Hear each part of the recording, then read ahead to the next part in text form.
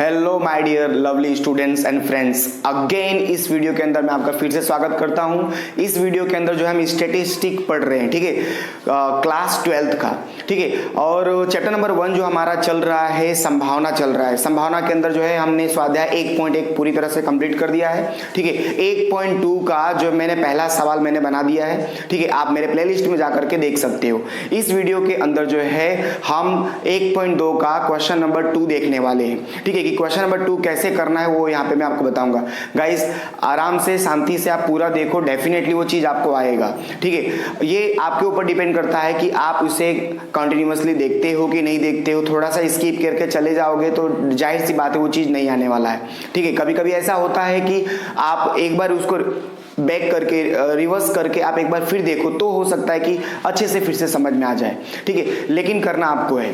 तो चलो देखा जाए, मैं आपको लेके चलता हूँ स्वाध्याय 1.2 पे, और उसका सवाल नंबर जो है हम 2 करने वाले हैं। तो सवाल नंबर 2 के लिए देखोगे मैंने यहाँ पे कुछ बना के रखा हुआ है। ये जो है 2 पासों को उछालने की जो है निदशा अवकाश है, यू है, ये मैंने लिख दिया है, ठीक है। अब देखोगे 2 संतुलित पासे को, क्वेश्चन पढ़ रहा हूं मैं, 2 संतुलित पासे को एक साथ उछाला जाता है, ठीक है। तो निम्न घटनाओं की संभावना का मान ज्ञात कीजिए। जब भी संभावना बताना होगा तो आपको m/n, ये 2 चीजें आपको चाहिए, ठीक है। तो यहाँ पे आप देख सकते हो, यहाँ से आपको n पता चल रहा होगा। आपका n क्या है यहाँ से, तो n जो है मैं आपको बता दूं टोटल कितना है आपका 36 है, ठीक है। ये जानते ही हो 2 पासों के उछालने की जो संभावना होती है वो 36 होती है टोटल। तो यहाँ से आपको n पता चल गया, आप ऐसे n लिख सकते हो, ठीक है। हालांकि ये यहाँ पे सवाल में नहीं पूछा गया, लेकिन ये बनाना बहुत जरूरी है ताकि जो सवाल दिए गए हैं उनका आंसर दिया जा सके। तो पहला सवाल इसने कहा है कि पहला क्वेश्चन इसके अंदर है, दूसरे नंबर प्रश्न के अंदर, ठीक है। जो दूसरा नंबर हमारा प्रश्न है उसके अंदर जो पहला सवाल है कि पासों, ध्यान से समझना, पासों पर प्राप्त अंकों का योग, यानी पासों पर अंकों का योग, अंकों का योग क्या होना चाहिए, 6 हो तो उसे क्या कहना है हमें, तो उसे घटना 1 है, ठीक है। अब जैसे आप घटना मान लेते हो तो उसके नीचे m निकाल लो, ठीक है। क्या निकाल लो, m। अब देखोगे m क्या कैसे निकलेगा, तो जो कंडीशन दिया गया है, सानुकूल जो परिणाम आपसे पूछा गया है, बोला गया कि पासों पर अंकों का योग, अंकों का जो योग है वो 6 होना चाहिए।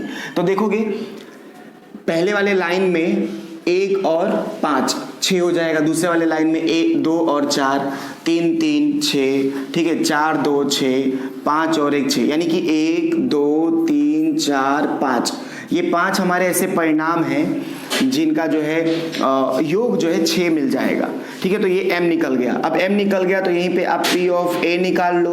p ऑफ a का फॉर्मूला क्या है, m/n, ठीक है, यानी 5/n कितना हमारा 36, तो यहाँ पे आ गया ये 36। तो इस तरह से आपने यहाँ पर क्या निकाल लिया, p ऑफ a निकाल लिया, ठीक है, ये हो गया। अब इसी में दूसरा नंबर का सवाल देखोगे, दूसरा नंबर का जो हमसे सवाल किया गया है वो देखो। दूसरे नंबर का सवाल किया गया है कि पासों पर प्राप्त अंकों का योग 10 से अधिक ना हो, 10 से अधिक ना हो, ठीक है। तो मैं यहाँ पे लिखता हूं पासों पर अंकों का योग, ठीक है, जो पासों पर मिल रहे अंक है ना वो 10 से अधिक ना हो तो उसे हम क्या कहेंगे, ना हो तो उसे घटना B कहे। A मान चुके हैं, अब आपको B कहना है, ठीक है। जब U में से ही कुछ निकाला जाता है तो वो घटना कहलाता है। अब देखोगे M, तो M बराबर, इसने कहा कि 10 से अधिक ना हो, ठीक है, 10 से अधिक नहीं होने चाहिए। अब देखोगे तो पासों पे जो अंकों का योग है वो 10 से अधिक नहीं होना चाहिए। तो ध्यान से देखना, तो आप देखोगे पहले पता कर लेते 10 से अधिक वाले कौन कौन से हैं। तो देखो 6 और 6 क्या हो जाएगा, 12, एक ये हो गया, ठीक है, ये हो गया, लिख इस पे कुछ मार्किंग नहीं कर रहा हूं, एक ये हो गया। 6 5 क्या हो जाएगा, 6 और 5 आपका हो जाएगा 11, ठीक है। 6 और 4 हो जाएगा 10, 10 चलेगा। क्यों 10 चलेगा, क्योंकि इसने बोला 10 से अधिक ना हो, 10 चल जाएगा। योग जो है 10 से अधिक ना हो, मतलब 10 चल जाएगा, ठीक है, यानी कि ये तो 10 चल जाएगा। ठीक है, अब ये दोनों हो गया जो 10 से अधिक है, 5 और 6 11, ये नहीं चलेगा। 5 5 10, ये जो है ध्यान समझना, ये चल जाएगा। यानी कुल मिला के देखोगे 5 और 6 11, 6 6 12 और 6 5 11, यानी 1 2 3, ये 3 ऐसे हैं जो 10 से ज़्यादा है। ठीक है, 10 से ज़्यादा, और बाकी सब कैसे होंगे, 10 से कम होंगे। ठीक है, यानी 10 से अधिक जो है नहीं होना चाहिए। तो 10 से अधिक ये 3 ही है, 1 2 3। तो यहाँ पे मैं m बराबर क्या लिख देता हूँ, 3। ठीक है, समझ में आ रहा है ना। फिर एक बार मैं बता दूं, इसने क्या बोला कि 10 से अधिक ना हो, यानी 10 से अधिक नहीं होना चाहिए, यानी कि 11 12 ये जोड़ नहीं आना चाहिए। तो यहाँ पे देखोगे ये 12 जोड़ आ रहा है, ये 11 जोड़ आ रहा है। तो ये 3 ऐसे हैं जो 11 और 12 जोड़ दे रहे हैं, बाकी सब 10 या 10 से कम दे रहे हैं। ठीक है, तो वो जो 3 जो 11 12 आ रहा है वो 10 से ज्यादा है। तो 10 से जो ज्यादा है उसको निकाल दो, तो कितने बच गए, 33 बच गए। ठीक है, यानी कि 33 ऐसे हैं जो 10 से अधिक नहीं है। समझ रहे हो, 33 ऐसे हैं जो 10 से अधिक नहीं है। ये आपका m मिल गया। तो p ऑफ क्या निकाल लिया जाए, p ऑफ b निकाल लो। p ऑफ b बराबर क्या होता है, m बटे में n। ठीक है, m कितना निकाला हमने, 33, और n कितना हमारा 36 है, देख सकते हो। ठीक है, अब देखोगे तो 3 एकम 3, 3 11 में 33 हो गया, 3 एकम 3 दूना, तो ये हो गया आपका 11 बटे में 12। ये कहलाएगा आपका पासों पर अंकों का योग 10 से अधिक ना हो उसकी घटना है ये। ठीक है, आई होप कि आपको ये समझ में आया होगा। नहीं समझ में आया तो फिर एक बार बोल देता हूँ, सुन लो। इसमें बात कुछ ऐसी है कि जो आपका योग है ना, जो जोड़ होगा वो 10 से अधिक नहीं होना चाहिए। ठीक है, तो 3 ये ऐसे हैं जो 10 से अधिक नहीं होने चाहिए, मतलब 11 और 12 नहीं होने चाहिए। तो ये 3 ऐसे हैं जो 11 और 12 हो रहे हैं, बाकी सब ऐसे हैं जो 10 से अधिक नहीं है। तो 10 से अधिक नहीं है ऐसे टोटल कितने, 36 में से 33। ठीक है, m इस तरह से 33 मिल गया। आई होप कि आपको ये समझ में आया होगा। एक बार फिर से देखो, ध्यान से सुनो, आपको डेफिनेटली वो आ जाएगा। अब मैं आपको लेके चलता हूँ तीसरे नंबर के सवाल पे। थोड़ा जगह का अभाव है, ठीक है, इसको रफ करके मैं तीसरा आपको मैं करवा देता हूँ।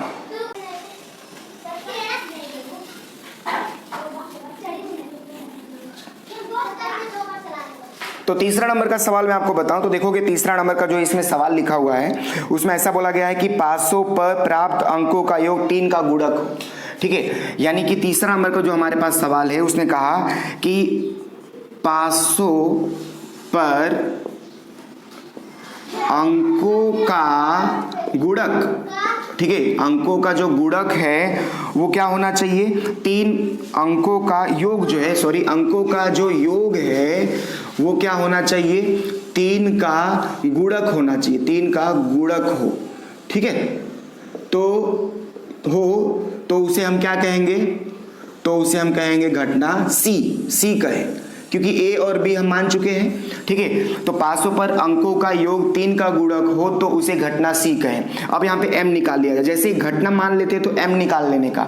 अब देखोगे m कैसे निकलेगा, इसने क्या बोला कि पासों पर अंकों का योग 3 का गुणक हो, 3 का गुणक होना चाहिए। अच्छा, एक आसान तरीका मैं बताता हूँ। जब एक गुणक बोलेगा ना तो कितनी घटना है हमारे पास, 36, तो 36 भागे कितने का गुणक होना चाहिए, 3 का। तो इसको 3 से डिवाइड कर दो, तो 3 से जैसे डिवाइड करो, 3 एकम 3, 3 एकम 3, 3 दूना 6, यानी कि 12 आ गया। तो आपका m जो है डायरेक्ट इस तरह से 12।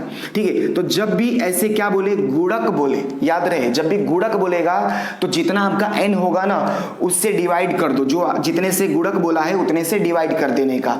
ठीक है, तो आपका m निकल जाएगा, इस तरह से m निकल गया। या तो आप पता कर लो जो 3 का गुणक हो, ठीक है, योग जो है यानी जोड़ जो है 3 का गुणक हो, ये देखोगे 2 3, ये 3 का गुणक है, 3 आएगा यानी ये हो जाएगा। ठीक है, फिर यहाँ पे देखो ये 4, ये नहीं है, ये 5, ये नहीं है, ये 6, ये 3 का गुणक है। तो इस तरह से सब ढूंढना पड़ेगा। ठीक है, या तो आप इस तरह से इजीली कर पाओगे। ठीक है, जो 3 का गुणक होगा, जो जोड़ 3 का गुणक हो वो ढूंढ लो, या तो आप इस तरह से जो टोटल होगा उसमें 3 से भाग दे दो। अब यहाँ पे आप देखोगे m मिल गया, तो p ऑफ हमको क्या निकालना है, c। ठीक है, तो c बराबर m बटे में n, m कितना निकाला हमने, 12, और ये 36। ठीक है, 12 एकम 12, ठीक है, 12 तिहाई 36। तो ये मिल गया आपको तीसरा नंबर का आंसर। अब देखोगे चौथा नंबर जो है हमारा, वो देखो चौथे नंबर पे क्या बोला है वो सुनना। 500 पर मिलते अंकों का गुणाकार 12 हो। ठीक है, अब देखोगे इसने कहा कि 500 पर मिलते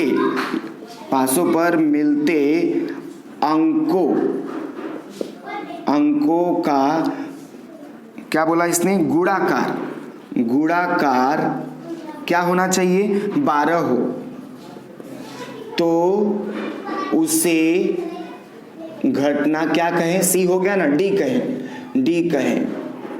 ठीक है, जैसे ही घटना मान लेते हो, घटना बोल देते हो, तो उसके नीचे एम निकाल लो।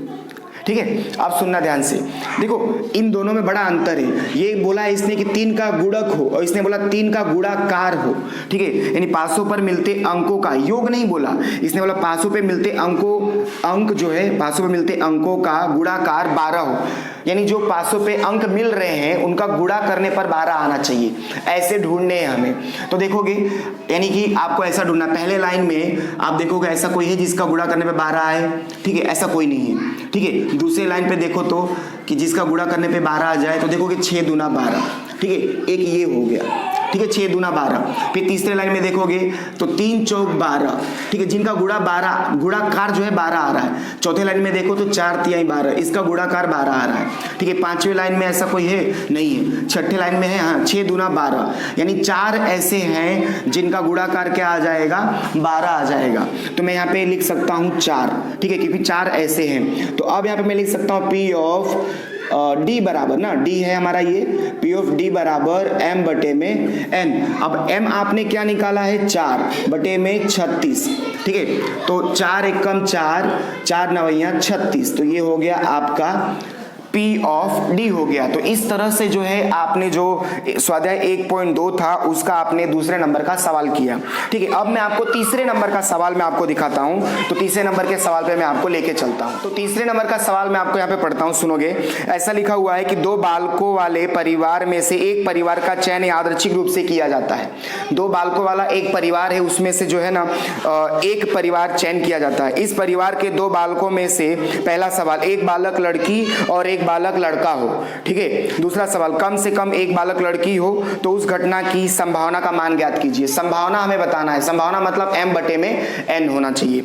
तो यहाँ पे अगर आपको कभी भी संभावना अगर निकालना हो तो मैं आपको एकदम आसान बात बताऊं कि आप क्या करो, उसका u निकाल लो। ठीक है, तो जो हमारा तीसरा नंबर का सवाल है उसमें देखोगे u हमें निकाल लेना चाहिए सबसे पहले। तो यहाँ पे बोला क्या गया है कि 2 बालकों वाले एक परिवार है।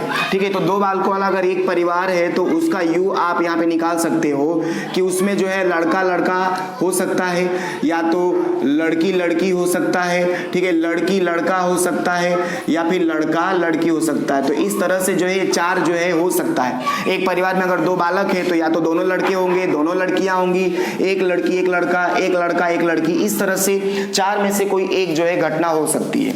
ठीक है, तो पहला देखना। अब इसमें जैसे u आपने निकाल लिया तो आप यहाँ पे n भी बता सकते हो। तो n कितना होगा आपका 4। ठीक है, n आपका निकल गया। ठीक है, तो अब पहला नंबर का सवाल देखो। पहला नंबर का इसके अंदर सवाल बोला गया है कि एक बालक लड़की। ठीक है, तो इसने कहा कि एक जो है एक बालक क्या होना चाहिए, लड़की होना चाहिए, और एक बालक लड़का, और एक बालक लड़का। ठीक है, तो उससे क्या कहना है, घटना ए कहे। ठीक है, तो उसे घटना ए कहना है। एक बालक लड़का, एक बालक लड़की और एक बालक क्या हो, लड़का हो, तो उसे घटना ए कहे। जैसे घटना मान लोगे तो उसके नीचे क्या लिखने का, एम लिखने का। तो ऐसा 4 में से ऐसा कौन है जिसमें एक लड़की और एक लड़का है, तो ऐसी 2 घटनाएं, एक लड़की और एक लड़का, ऐसी 2 घटनाएं हैं। ठीक है, तो यहाँ पे आप P ऑफ ए बराबर m बटे में n, तो m आपका क्या है 2 बटे में क्या 4, यानी कि आप बोल सकते हो 1 बटे में 2। ये क्या हो गया आपका P ऑफ ए हो गया। अब देखोगे दूसरा नंबर का सवाल, इसमें क्या बोला गया है। तो दूसरे नंबर के सवाल में बोला कि कम से कम एक बालक लड़की हो। ठीक है, तो यहाँ पे मैं लिख सकता हूँ कम से कम एक बालक क्या हो, लड़की हो। तो कम से कम एक बालक लड़की हो, तो ठीक है, कम से कम एक बालक लड़की हो तो उसे घटना हमें क्या कहना है, बी कहना है। ठीक है, ऊपर हमने ए कह दिया है तो अब हम बी कहेंगे। ठीक है, तो जैसे ही घटना आप लिख देते हो तो उसके नीचे क्या लिख देने का, एम लिख देने का। ठीक है, तो आप देखोगे एक कम से कम एक बालक लड़का होना चाहिए, इसमें लड़की होनी चाहिए, कम से कम एक बालक लड़की हो, कम से कम एक होनी चाहिए लड़की, ज्यादा होगा तो चलेगा। तो देखो इसका मतलब ये निकलता है ज्यादा चलेगा, यानी कम से कम एक लड़की होनी चाहिए। तो देखोगे इसमें एक लड़की है, इसमें भी एक लड़की है और इसमें दो लड़की है, तो ज्यादा चलेगा, यानी कि ये 3 घटनाएं हैं। ठीक है, तो m बराबर क्या हो गया 3, तो p ऑफ b बराबर क्या हो जाएगा, m बटे में n, यानी कि 3 बटे में 4, ये क्या कहलाएगा आपका p ऑफ b कहलाएगा। तो इस तरह से जो है हमारा सवाल नंबर कौन सा था, तीसरा था। अब मैं आपको लेके चलता हूं क्वेश्चन नंबर 4 पे। तो अब मैं आपको अगला सवाल दिखाता हूं, सवाल नंबर हमारा चौथा है। ठीक है, चौथे नंबर पे देखना ऐसा लिखा हुआ है कि प्रथम 100 प्राकृतिक संख्याओं में से एक संख्या का चयन यादृच्छिक रूप से किया जाता है। 100 संख्याएं, उसमें से एक संख्या का चुनाव हमें करना है। ठीक है, वह संख्या 7 द्वारा निशेष भाग हो सके, उसका संभावना का मान हमें ज्ञात करना है। ठीक है, तो देखोगे सबसे पहले यहाँ पे एक ध्यान से देखना, यहाँ पे जो चौथा नंबर का हमारा सवाल है, ठीक है, उसमें बोला गया है कि वह संख्या 7 द्वारा निशेष भाग हो सके। लेकिन उससे पहले क्या करो, आप n निकाल लो। तो n बराबर इसने क्या बोला कि 100 संख्याओं में से एक संख्या का चयन करना है, यानी कि 100 में से एक निकालना है। मतलब क्या कि आपका यहाँ पे आ जाएगा 100, ये हो गया आपका n। ठीक है, अब आपको बोला गया है कि जो आप एक संख्या निकाल रहे हो वह एक संख्या 7 द्वारा क्या होना चाहिए, निशेष भाग हो। ठीक है, उसे घटना क्या कहना है, ए कहे। ठीक है, तो देखोगे कि जो संख्या हम एक निकाल रहे हैं वो 7 के द्वारा जो है निशेष भाग हो जानी चाहिए। तो m बराबर, तो देखोगे अब m बराबर निकाला जाए तो 7 द्वारा निशेष भाग हो जानी चाहिए। तो आप क्या कर सकते हो, जो 100 है ना, वो 100 को आप 7 से भाग दे दो। ठीक है, तो जब 100 को 7 से भाग दोगे तो मैं आपको दिखाऊं, 100 भागे हम क्या करेंगे 7। ठीक है, तो हमें मिल जाएगा यहाँ पे 14.28 ऐसा कुछ मिलेगा। ठीक है, लेकिन जब भी आप इस तरह से कुछ करोगे, यानी कि जब ऐसे सवाल आएंगे तब आपको राउंड फिगर क्या ले लेना है, 14, यानी m कितना आ गया आपका 14 आ गया। आई होप कि आपको पता चला हो कि 7 द्वारा निशेष भाग, जो 100 संख्या है वो 7 से भाग हो जाए, यानी कि 14.28 आया। और जब भी इस तरह से पॉइंट में आएगा, ठीक है, जब भी भाग दोगे और पॉइंट में आएगा तो उसका राउंड फिगर लेना है, 14 लेना है। तो ये 14 आ गया। अब यहाँ पे आप क्या निकाल लो, p ऑफ a निकाल लो। p ऑफ a का क्या होता है, m बटे में n होता है। ठीक है, m कितना हमारे पास 14, n कितना हमारे पास 100। ठीक है, तो आप देखोगे ये कट जाएगा, 2 से 2 7 14 और 2 50 100, तो ये हो गया आपका p ऑफ a हो गया। ठीक है, आई होप कि आपको पता चला हो कि ये m कैसे निकाला। इसने कहा कि एक संख्या लिया जाए वो 7 द्वारा निशेष भाग हो सके। ठीक है, तो n हमारे पास 100 है, 100 जो है 7 से भाग हो जाए, ऐसे 14.28 आया। और उसका राउंड फिगर हमेशा आने वाले हर सवाल में अभी मैं आपको दिखाऊंगा करके, इसके बाद वाला जो सवाल है वो भी ऐसे ही करूंगा, तो जिससे आपको पता चल जाएगा कि हमेशा ऐसे ही होता है। तो चलो मैं आपको अगला सवाल में आपको दिखाता हूँ। क्वेश्चन नंबर जो है हमारा 5वां नंबर का मैं क्वेश्चन आपको मैं दिखाता हूँ। ठीक है, क्वेश्चन नंबर 5। ओके, तो क्वेश्चन देखा जाए, क्वेश्चन लिखा हुआ है कि एक यादृच्छिक प्रयोग का निर्देशावकाश u बराबर 1 से लेके 120 तक है। ठीक है, तो यहाँ पे जो क्वेश्चन नंबर हमारा 5 है, उसने कहा कि u जो है हमारा वो 1 से लेकर के, ठीक है, 1 2 3 ऐसे मतलब लेकर के कहाँ तक है, 120 तक है, ऐसा इसने कहा। ठीक है, अब उसके बाद इसने कहा कि एवं निदशावकाश के परिणाम संभवित हैं। इन निदशावकाश में से यादृच्छिक रूप से एक संख्या का चयन किया जाए तो, ठीक है, 1 से लेकर 120 तक संख्याएं हैं, उनमें से एक संख्या चुनी जाए तो ऐसे 5 सवाल हमें दिए गए हैं। 3 का गुणक हो, पहला था। दूसरा 3 का गुणक ना हो। तीसरा 4 का गुणक हो। चौथा 4 का गुणक ना हो। 5वां 3 और 4 दोनों का गुणक हो। ऐसे हमें 5 सवाल करने हैं। अगर एक संख्या इसके अंदर से निकालनी हो तो ऐसे हमें इसके अंदर 5 सवाल करने के लिए बोला गया। तो n बराबर यहाँ पे क्या बोल सकते हो, कितना एलिमेंट है इसके अंदर, 120। तो ये हो गया n बराबर 120। अब देखोगे पहला सवाल इसका किया गया है कि प्राप्त संख्या 3 का गुणक हो। ठीक है, प्राप्त संख्या किसका, 3 का गुणक हो उसे घटना हम क्या कहेंगे, ए कहें। ठीक है, तो देखोगे 3 का गुणक होना चाहिए उसका जो है उसे हम क्या कहेंगे, घटना ए कहेंगे। तो देखोगे यहाँ पे m बराबर, अब मैं आपको फिर बता दूं, गुणक बोले या भाग बोले, आपको करना क्या है, 120 भागे आपको 3 कर देना है। ठीक है, तो जैसे ही आप 120 भागे 3 करते हो तो आपको मिल जाएगा 40। तो ये m क्या मिल गया, 40। अब यहाँ पे आप निकाल लो P ऑफ A बराबर m बटे में n। तो यानी कि m कितना है, 40 बटे में 120 हमारा n है। तो देखोगे 0 0 कैंसल, यानी 4 एकम 4, 4 तिहाई 12, यानी 1 बटे में 3 आ गया। ठीक है, फिर से सुन लो, 3 का गुणक इसने कहा था, इसके लिए मैंने क्या किया, 120 भागे 3 कर दिया। गुणक बोलेगा तो भाग कर दो, और बोले कि निशेष भाग हो तब भी आप भाग कर दो, भाग करके m निकाल सकते हो। ठीक है, चलो अब देखोगे दूसरा नंबर का जो सवाल है वो मैं आपको बताऊं। तो दूसरा नंबर का जो सवाल लिखा हुआ है वो ऐसा लिखा हुआ है कि प्राप्त संख्या 3 का गुणक ना हो, ऐसा बोला है। तो प्राप्त जो संख्या है वो 3 का गुणक ना हो उसे क्या कहें, उसे घटना, अच्छा इसका उल्टा है ना, तो उसे घटना a डैश कहे। ठीक है, जब किसी चीज का उल्टा होगा, जब किसी घटना का कोई दूसरा वाला उल्टा हो तो उसे उसका डैश बोल दो। ठीक है, या तो आप b भी बोल सकते हो, कोई दिक्कत नहीं है, मैंने लेकिन a डैश बोल दिया। ठीक है, तो a डैश हो, तो यहाँ पे आप देखोगे P ऑफ A डैश कैसे निकलेगा। तो जब भी आपको P ऑफ A डैश निकालना हो, ठीक है, तो उसका फॉर्मूला है, फॉर्मूला क्या है, 1 माइनस P ऑफ A।